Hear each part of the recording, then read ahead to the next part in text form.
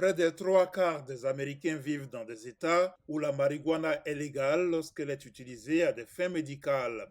La moitié de la population vit dans des États où la marijuana est également autorisée à des fins récréatives. Mais le cannabis reste totalement illégal en vertu de la loi fédérale, où il est classé au même titre que l'héroïne et le LSD parmi les drogues dont l'usage médical n'est pas actuellement reconnu et qui présentent un fort potentiel d'abus. L'écrasante majorité des électeurs américains qui pensent que cela devrait changer fait du cannabis une rare opportunité pour les candidats Joe Biden et Donald Trump, notamment s'ils envisagent de toucher la frange des jeunes électeurs.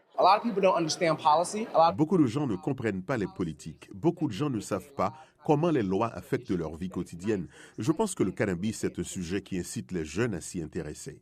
Lors du Festival national du cannabis et du sommet sur les politiques de Washington au début du mois, la fondatrice Caroline Phillips a déclaré que ni Biden ni Trump n'avaient tenu leurs promesses. Le point commun de ces deux gouvernements est que leur bilan en matière de cannabis est incohérent et changeant. Les deux administrations nous ont fait des promesses, mais aucune ne s'est concrétisée complètement. Sous la présidence de Joe Biden, le ministère de la Santé publique et de la Population a recommandé de classer la marijuana dans une catégorie de drogue plus légère, c'est-à-dire de la reclasser plutôt que de la rendre légale, ce qui reviendra à la déclasser. De nouveau, Caroline Phillips du Festival national de cannabis. La politique actuelle de la Maison-Blanche en matière de marijuana reste légèrement floue. Elle nous a donné des signaux forts indiquant qu'elle était prête à un changement de cap. Cependant, nous n'avons pas encore vu d'action à la hauteur de leurs paroles.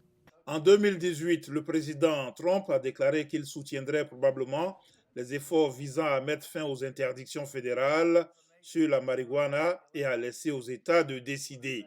Cette législation n'a jamais été adoptée par le Congrès. Le bilan de Trump en matière de cannabis est pour le moins incohérent. Nous l'avons entendu dire que les personnes qui vendent des drogues sur le marché illicite devraient être emprisonnées et même mises à mort. Je pense qu'il s'agit d'une des rhétoriques les plus effrayantes, mais nous l'avons aussi vu gracier des personnes qui avaient été enfermées pour avoir consommé du cannabis. L'évolution de l'attitude des électeurs américains à l'égard de la marijuana apparaît dans les sondages Gallup où l'année dernière, 70% des adultes se sont déclarés favorables à la législation. C'est plus du double du nombre de personnes qui se disaient favorables à la légalisation en 2000. Morgan Fox est directeur politique de l'Organisation nationale pour la réforme des lois sur la marijuana.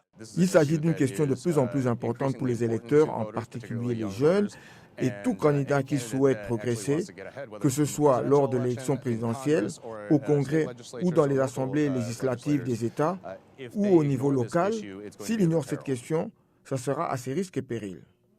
Les jeunes électeurs motivés par la légalisation de la marijuana espèrent que l'administration Biden prendra des mesures sur le cannabis avant les élections de novembre.